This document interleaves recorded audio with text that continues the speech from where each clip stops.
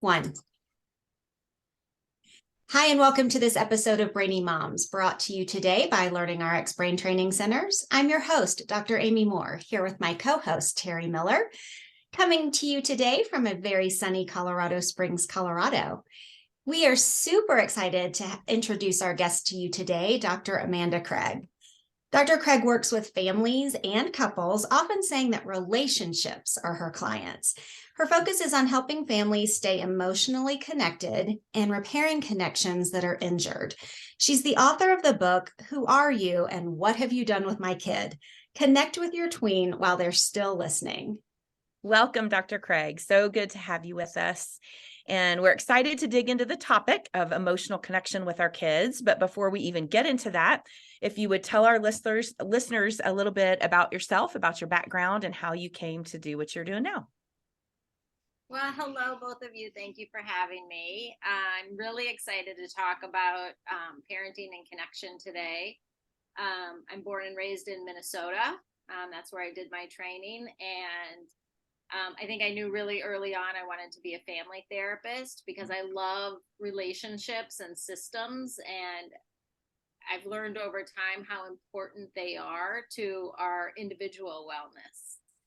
And so early in my career, working with mostly parents and children, seeing the connection, seeing when there's a disconnection or a conflict, and then seeing how families repair those is just really inspiring. And it's exciting to work with people and see relationships change and grow.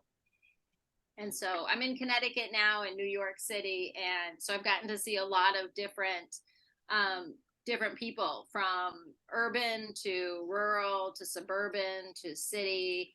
And there's one thing we all have in common, which is this desire to connect with those that we love and we're closest to. Absolutely. Right. So why tweens? Why did you decide that that was going to be the age that you would focus on in this book? Yeah.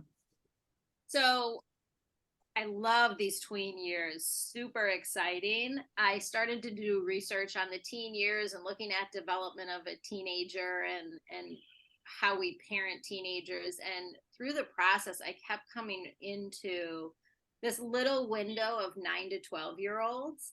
And what happens in the brain is quite extraordinary. We see that they get all this new neurosprouting or neural pathways in the brain. And with that come new feelings and new thoughts and new ideas and opinions. And while all that is growing, they still want parents at the table with them. They still are curious of our opinions. They want to make sure they make sense. And they're looking to us for those answers. And so it's a really great opportunity for parents to connect and have a good foundation for those stormy teen years that are going to be here before we know it. Yeah. So, hey, before we even started recording, Amanda, Dr. Craig, you and I were talking just about our personal experiences. And like I had mentioned that Amy's boys are a little bit older, but I am right in the thick of it. My 3 youngest kids are 10, 12, and just turned 14. And then you were saying that, tell us, I have a 13-year-old for 1 month. And I'm super scared of what the teen years are going to look like because it's much more complicated. I can feel like him taking the seat from the table away from me and it becoming more peer related. And I can feel like him pulling away a little more. And before, in these tween years, I could say like, wow, what do you think you feel about that? Is it this, that, or the other? And he would say, well, Mom, I think it's the second one because of this and that, but I don't know for sure. Whereas now the answer is, I don't know. Mm-hmm. I'm not talking about that right now. Yep. And so it is a huge transition. It is. It's so interesting. I mean, with all of my kids, I was telling you that there is something, and it really, I mean, it didn't happen like day of, but there's something about age 13, from the 13th birthday to the 14th birthday in that year, that there's a really, really big transition for all my kids. And it doesn't mean that they turn into terrible, awful teenagers, not at all. And every kid's journey was a little bit different, and our relationships a little bit different. And yet with all of them, there was definitely that transition. There in that, age 12, like you said, there was still that connection of listening to mom, that mom still had some good input and value. And then there's something that transitions where it's a little bit like, I'm sorry, I'm not going to talk about it. I don't want to get into those feelings. One word answers and no Absolutely. discussion. It's I am really, so really right different. there. Yes. And I think, in the teen years, their brain starts to prune away some of the neuro sprouting that was happening. And so, there's that. And then the other thing is they've been around the block.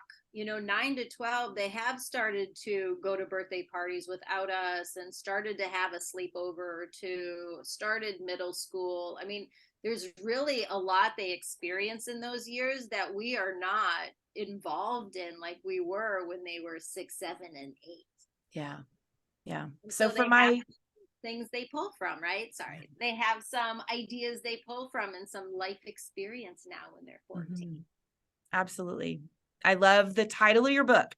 That's all I was going to say. Yeah. For my 10 and 12-year-old, for parents that are listening to this, for moms that are listening. Yeah. That if your kid is 7, 8, 9, 10, 11, 12, like this is so relevant. Connect with your tween while they are still listening.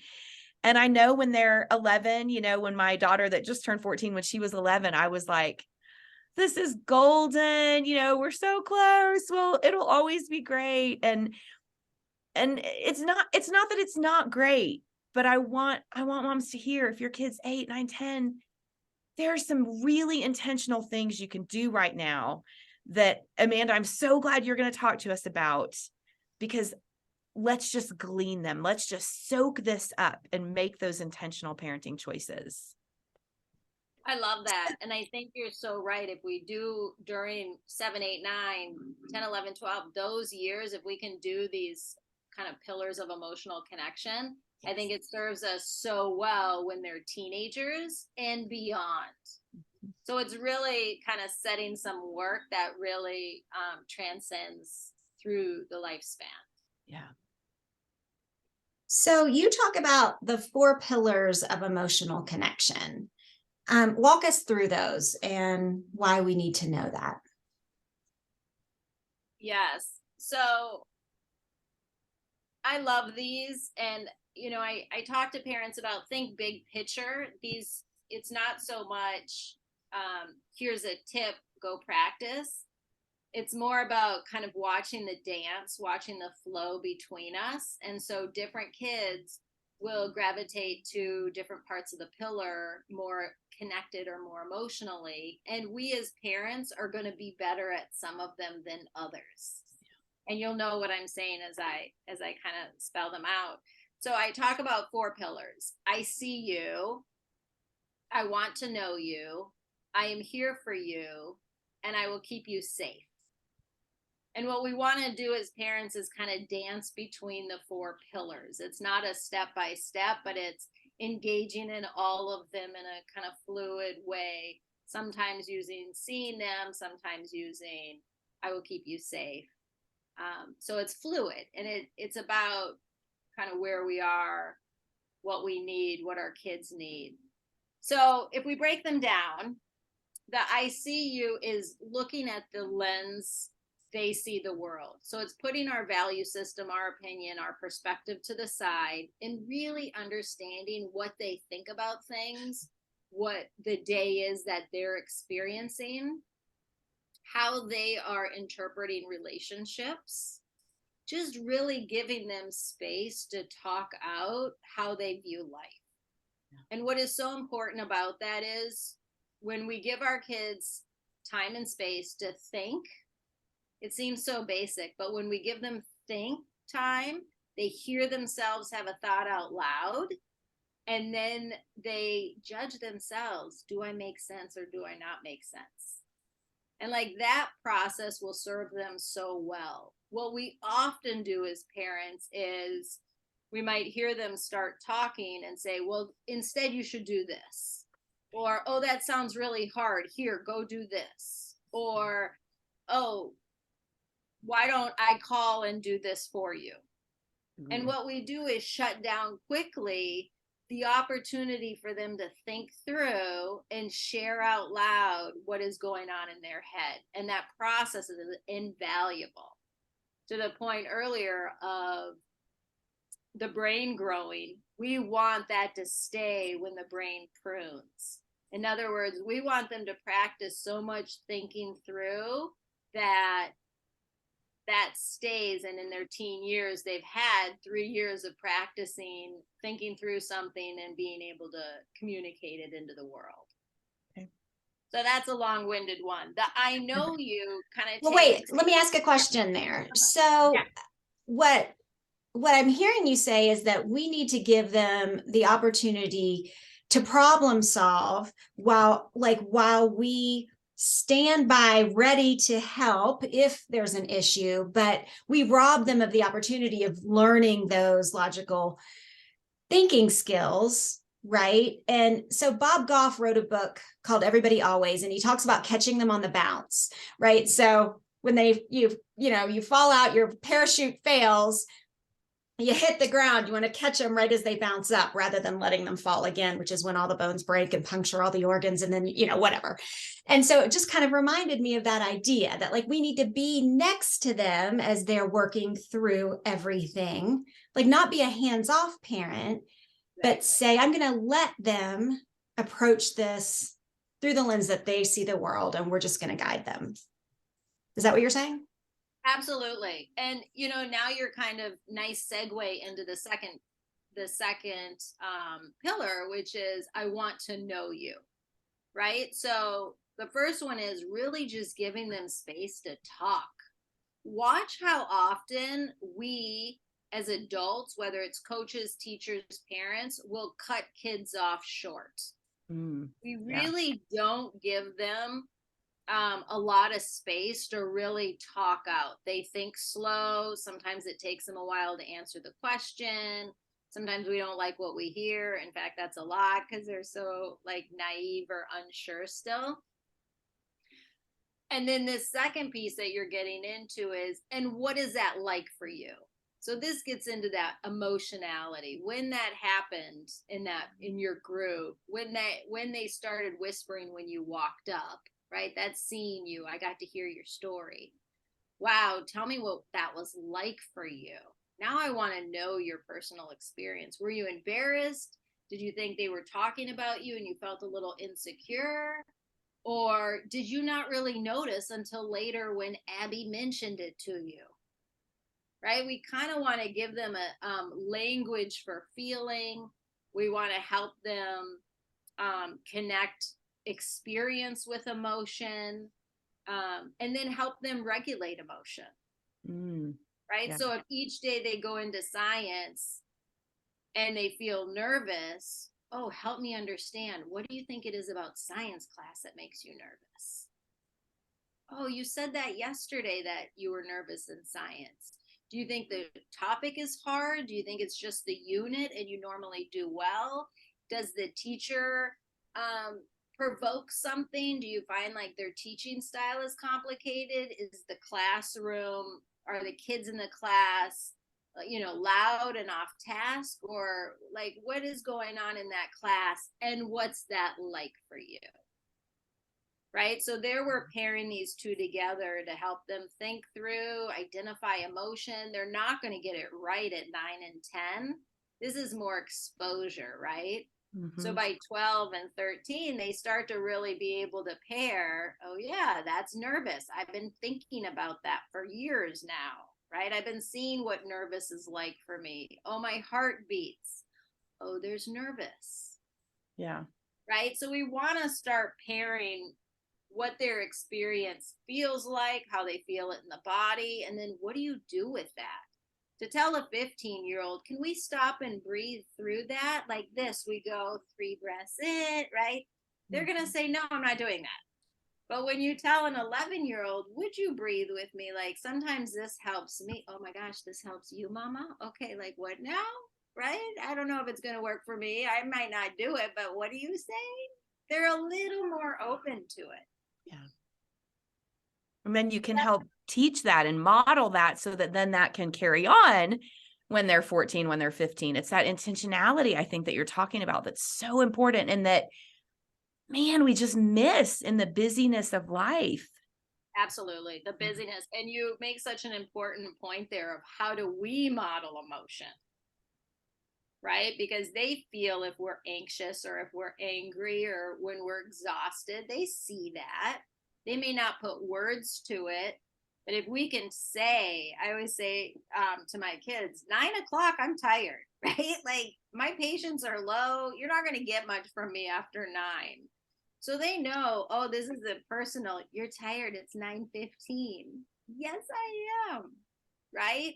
Because we've had conversations about that. So they know, oh my gosh, she got impatient with me because she thinks I'm not smart.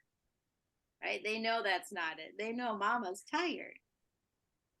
Right? So I love that point of also modeling, right, what emotion looks like and naming that for them. So that's that second pillar. Yeah, and that takes vulnerability as a parent too, right? Like so many times we think, well, if I show vulnerability, then they're not going to trust me because they're going to think that we're not perfect or we don't know what we're doing as parents.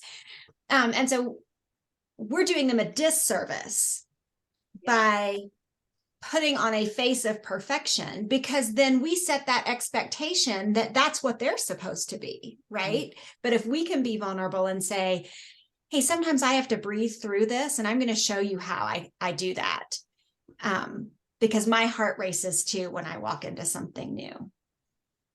Yes, 100%. And we do. And, I talk about apology in that same regard. It's okay for us to say, oh my gosh, I really lost my temper and I'm embarrassed and I feel bad about it. And, I got to let you know that. And I also need you to know that's not your fault.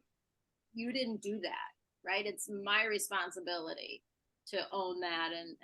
And so I want you to know, like, I am sorry I put that out there. And, I'm definitely thinking about that and how I can do that different next time. Yeah, I actually had to fall on my sword last week with my 17-year-old. I told him I was disappointed in him, and that is not a phrase that I use. But I was triggered by something he had done, right? I brought my baggage into this, and it was something super simple. It was his 1-year anniversary with his girlfriend. And he was not going to buy her flowers or a gift. He was just taking her to dinner. And it made me so angry because for years, my husband decided he didn't need to buy me anything for our anniversary, right? So it was like this, right? It just brought up all this emotion in me. And I'm like, you need to take dating advice from me, not your father, what's going on? And he's like, Mom, it's fine. I'm taking her, whatever. And so he's storming off, and I'm like, I am so disappointed in you. And so I sat there for a good hour, and I finally walked up to his room and I said, I am so sorry. I need to walk that back. I brought my baggage, my frustration with your dad back in the olden days before he learned how to buy me flowers for our anniversary, right? And so I am sorry. Like, I should have never said that to you. This was not on you. This was all me, and you could see his countenance change. Right. And right. That's so good. Oh, we do. We bring our own baggage into our conversations with our kids, right? And do damage. That's and so humanity, right? Here we are, all educated women teaching this stuff, and we still bring it into our homes. Absolutely. That's humanity. And he forgave me. He's like, it's fine, Mom. Like, and he probably thought I was just being crazy. And that's okay too. That's okay too. Yeah.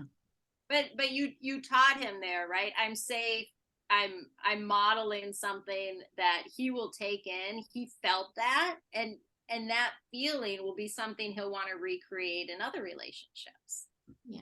So and that kind of segues into the third pillar, which is I am here for you. And I love this one. It's kind of twofold to me. One is you have a family that has your back and is there when, not if, when you make mistakes, when you fall, and when you fail, right? It's okay if our 12-year-old fails a test.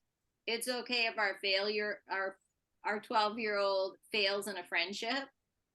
It's okay if our 12-year-old is too tired and doesn't do well at that soccer game, right? Those are all opportunities to learn. And when they come home in that defeat, they're going to have us with them. And we can talk it through. We can see where they are, right? We can hear that experience for them. And that will help them learn, right? It builds confidence for them to know they're not alone in the world. And that makes them more open to taking healthy risks, raising their hand in class, because they know even if something bad happens, they still have a family that's there and will love them and that'll be right there with them in it. Yeah. And so that's the one piece. And then the other piece is, as a family, I will expose you to community, right? I will put other adults in your life, whether it's at church or in our community of culture or as coaches, right? I will expose you to other adults that will be there for you. And in that spirit, not everybody will be just like us. I will expose you to different cultures and different people in the world so that you know when you get to a table, you will invite others in. You will be inclusive because you know they all have something really important to say. I love that. Teri's so good at that. It's been super. I mean, she takes her kids on mission trips and really does be intentional about helping her kids see that there's life outside of their home. Thank you. So important. I know. I love that because we can, and I'm in a bubble, right? I live in an environment that's kind of a bubble, and our kids can start to think that that's the way the entire world works. And then they're shocked when they're exposed to a different socioeconomic status or people of different culture or different color. And they shy away in uncertainty rather than show up at the table and invite in curiosity and how we can work together and how we bring different things to the table. Yeah. Talk a little bit about, so for example, when my kids were still in school, our school district was one demographic. One.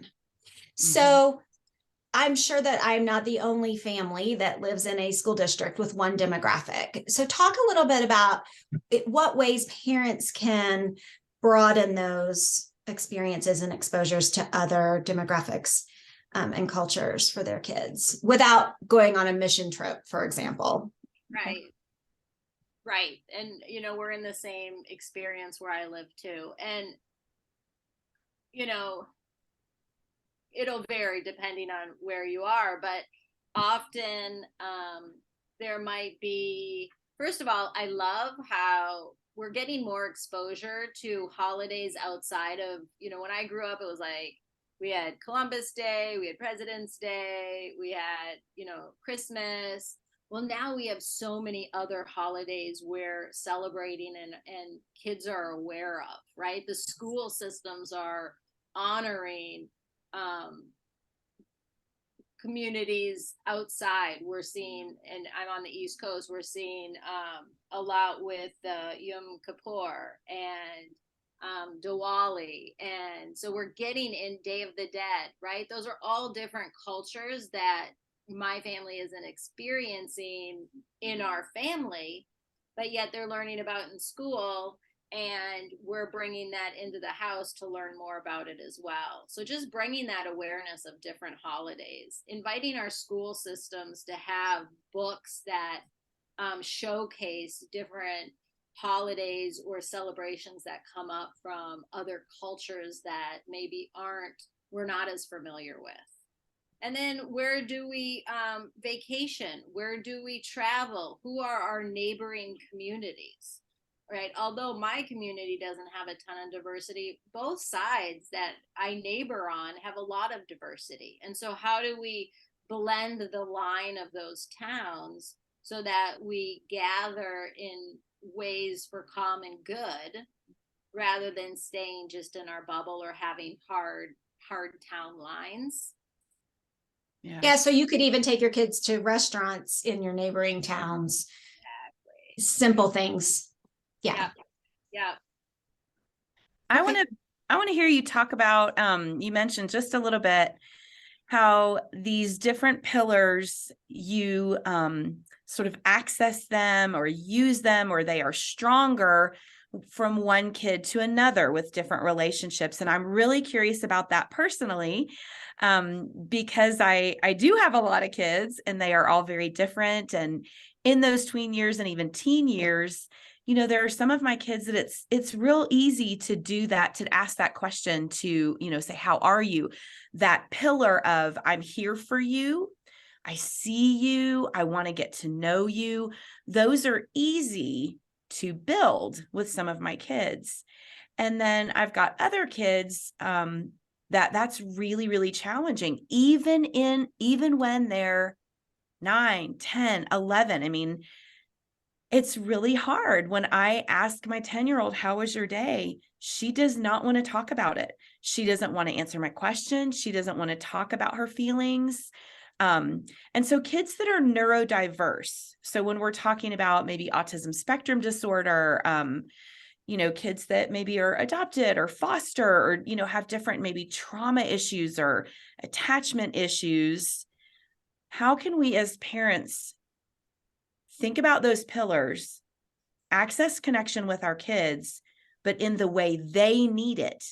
Because if I sit there and press that, you need to tell me about your day. Well, how did you feel when that happened with that kid? I mean, I am pushing her away. That is not connection. Yes. You know, that is combative to her. Absolutely. So talk about that. Oh, I love what you're saying, because emotional connection is about seeing them. And so, you know, to your point of getting information, I love like multiple choice questions. You know, do you think this happened, that happened, or this happened? Was it either this or that? Another one, especially with tween boys, which is great, is correct me if I'm wrong questions. So I know they had burgers today. So you guys had pizza today. How was lunch? Right? Kids will love to correct incorrect information, right? They might even tie on more. So things like, no, we didn't. We had pizza today, and Jimmy was at the table, and he took a piece of his crust and he threw it across, and it hit this girl, and then the teacher came, right? And you get all this other content sometimes because a story comes. Right? I love that. Right? Some ways to like get in there. Now, to your point though, not every kid is going to answer all those questions. And actually, you're right, we can be off-putting. So if we notice our kid getting frustrated, right, we want to take that cue and kind of pace the conversation. So that's where we get into like love languages, right? We may have a kid that sitting next to each other and reading a book is when conversation comes. Oh my gosh, this character just bought his horse and took it down the road, right? That is connection for them. Just sitting quietly and in that space and talking about that content. Another great opportunity is at night, in the dark, when it's bedtime, right?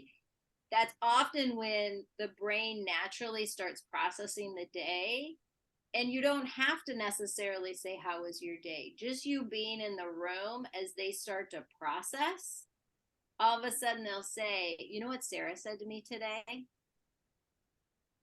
Right? You know, in math today, this thing happened, because they're thinking and they're just going to put it out into the world. So some kids like touch more than others, right? Some kids, when you come close and sit close, they open up. Some kids, when you come close, it can be a sensory issue or a trauma response, and they actually pull away. And so knowing, does our kid feel comfort when we're close, or does that feel almost triggering? Yeah. Right. And then the other thing, rituals. You know, what are the things we do, especially with big families, when you have a 4 kids. I think I don't know how you do it. When someone comes in with 4 kids, I'm like, I don't know how to help you. I just like hold on tight, right? It's gonna You be need a different therapist. I only work with families with 3 or less. Right. It's good. It is so hard, right? Because there are so many moving parts and so many different personalities. And so I love this idea of rituals. And it's like, for me and my daughter, she is more like sit close to me, but not too close to me. And if we draw together, I'll open up. But if you start hammering me with questions, I for sure will give you nothing. Right. Right. My son and I like to, and he's my 13, she's 6. We like to go for a drive. We go get a Starbucks, and then we have a drive pattern we go on. And during the drive, we chit chat. Right? When you get into those rituals, it's like, it feels fun, right? The heart feels happy. And that's when we let our hair down. And so whenever we can have little rituals, maybe there's 3 kids walking home from elementary school with mom, and it's like on the walk until we get to the stop sign, Jimmy gets to share about his day. And then from the stop sign to the blue house, that's Abby's time to share about her day. Right. And now we know, like, okay, we're almost at the stop sign. It's going to be my turn. Right. We get into these rituals that feel good. And so these are some of the things I play with that kind of create those good memories, and for each of our kids in their own unique way, or how we get into like knowing each of our kids uniquely. Does that make sense? Oh, sorry, go ahead. No, I just said, does that make sense? Yeah. I love that you mentioned those connections that you can make at bedtime. We've talked about this before on our show, that so many parents, by the time they get to bedtime, they're done, right? They're done with their day. And so it's like, you need to go to sleep so that I can go have my time. And to think of bedtime as part of the day and an opportunity to really connect and build your relationship, right? Your day doesn't start until later, right? That bedtime is just as important as dinner time. It's just as important as that drive home from school. And so I love that you talked about how the brain starts processing their day. I mean, so that we need to take advantage of those moments. Yeah. To connect. And it's interesting. Yeah. As you're talking about it, I'm thinking, that is often my youngest, that it's really challenging to connect with her, because she does not like being asked questions, any questions. She does not like sharing her feelings. She does not talk about her schoolwork, her friends. I mean, it's very different from my other kids because of some of her trauma, her struggles from early years before she was with our family. But bedtime, what you're saying, bedtime is often a time where she is softer, more talkative, more connected.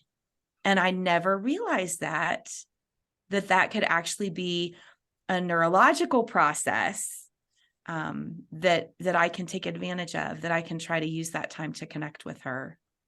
I love that. That's so true. And when my 6-year-old's getting to bed around 8, I get my jammies on. And you know why I get my jammies on? I'm tired. But I know if I'm in my work clothes, I'm going to be more antsy to get out of her room. If I'm in my jammies, I feel more cuddly and can hang in her bed with her longer and more enjoyable. And if I'm enjoying it, that's just going to come out in the room. Right? If I'm antsy because I'm uncomfortable, even if I try to hide it, odds are it's coming out in the room. Yeah. And so I get my jammies on, and then I go in, and I have a daughter that's adopted, and I feel like sometimes that adoption stuff is coming into the room, and we've done like butterfly tapping. We'll do, she's 6, so I'll help her stretch, right? I put on my physical therapist hat, and we'll do different stretches. And I find that so comforting, and our lighting is dim. right? And we might have soft music that she chooses, right? So there's that control piece of like, she's creating an ambiance and we're creating this stress-free zone and like releasing the body's tension. And they just open up, right? They feel supported and like cared for. And that brings such an opportunity. And I love how you describe it with your daughter, because it's organic, right? It's a dance. It's just, we're moving, and they pick up on safety. And when they feel that safety and they're not pressured with time or expectation, right? The dynamic changes, and it's really a powerful experience. Yeah. Oh, yeah. I'm thinking of so many ideas now. I'm just thinking there's a candle that I light in my bedroom, right on a table that's kind of right by the door near her room. And I'm thinking, what if, like you're talking about something that you do repeated, that you keep that consistency, a special thing. Thinking, what if I light that candle? Because oftentimes I do in the evenings, I light it so my room smells nice. If I light that candle, and what if I carry that jar candle in there with me? And while I'm in there with her, that's a special candle. And then even she can blow it out when I leave, that kind of thing. When we're finally like, good night, I love you, she can blow out the candle. So anyway, there's so many things. So parents, start brainstorming. What can you do, moms, as you're listening to this? Yeah. Ritual. That's a beautiful ritual. And then you're at the store and you're like, oh my gosh, look at all the candles. Do you want to pick out your own fragrance? Do you want to smell them? Do you like this, that, right? Yeah. Like, I love how the expansion of these rituals and these time as parent and kid connecting, like, love that. Yeah. Very nice. So we need to take a break. Let Teri read a word from our sponsor. And have we gone through all 4 pillars, or do we have one more to go? One more pillar. Okay. So when we come Okay. back from the break, we'll wrap up with that last pillar. Okay.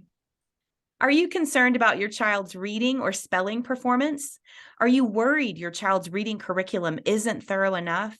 Well, most learning struggles aren't the results of poor curriculum or instruction.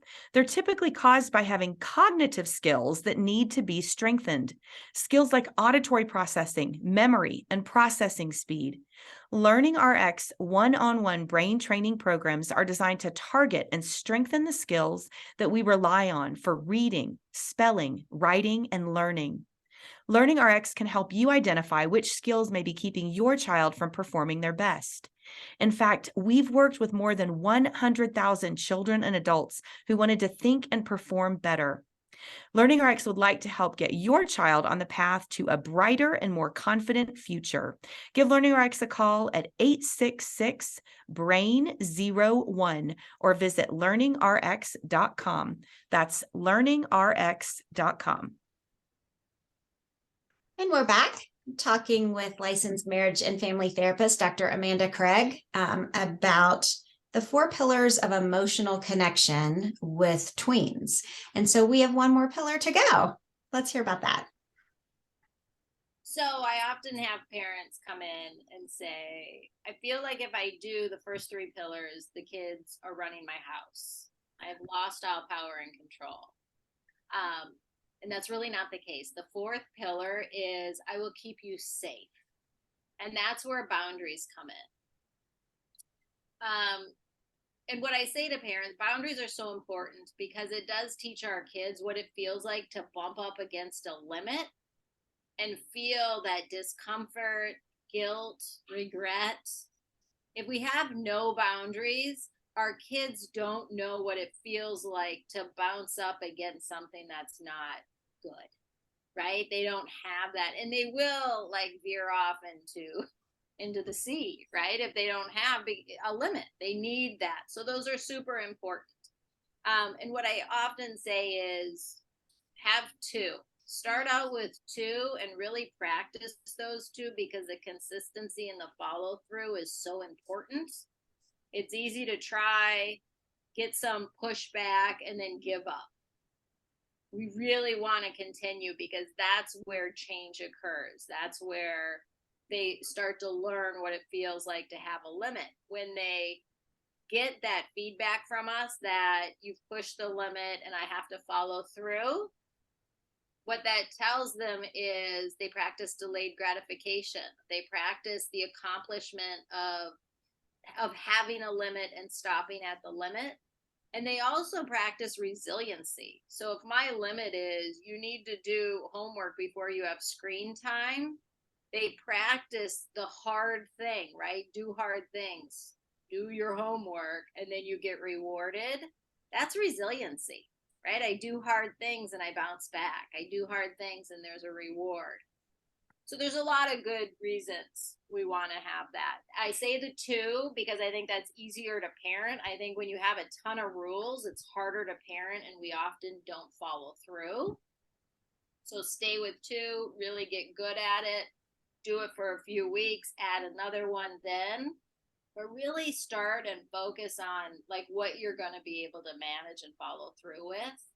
And then the other thing I say is natural consequences are our best friend.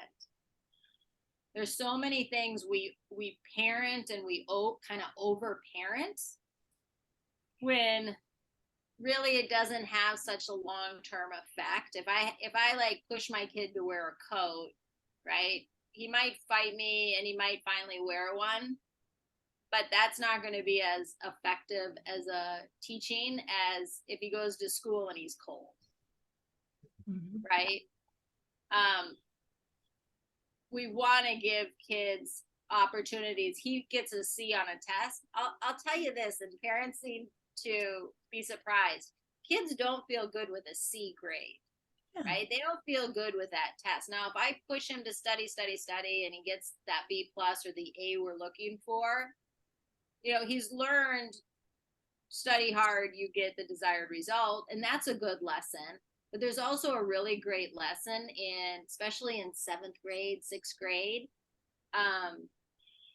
Don't study for that test, get a C that you're not happy with and see how that feels. Because by 6th, 7th grade, and even 5th, the kids are starting to compare grades. And so now they're going to get that feedback.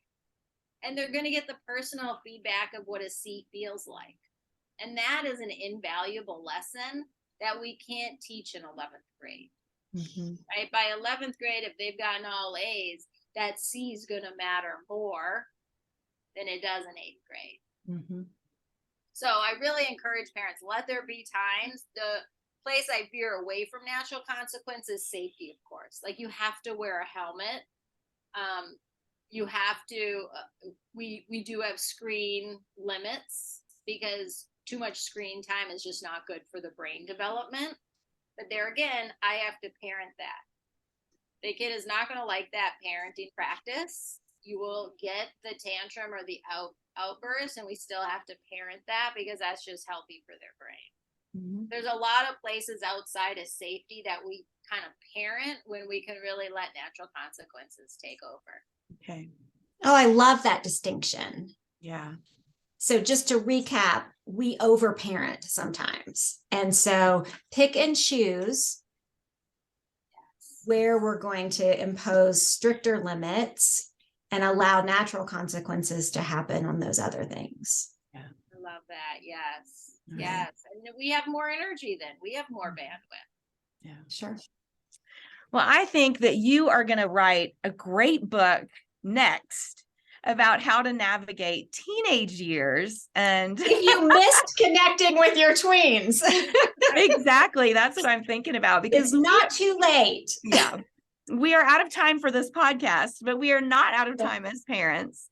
And this is just so great, such valuable information. And yeah, my job was supposed to be to keep up with the time during this podcast. And I failed because I was so intrigued and into what you were talking about. So yeah, I think we could go on and on, but we gotta close down here. Yeah, we do. This has been a fantastic. I love what you're doing. Your podcast is great. And thank you for having me. Thank you. Oh, we were so excited that you took time out of your busy schedule to join us. So if you want more information about Dr. Craig's work, her website is amandacraigphd.com. You can find her on Instagram at Amanda Craig PhD and on LinkedIn at Amanda Craig PhD. And we'll put all those links and her handles in the show notes.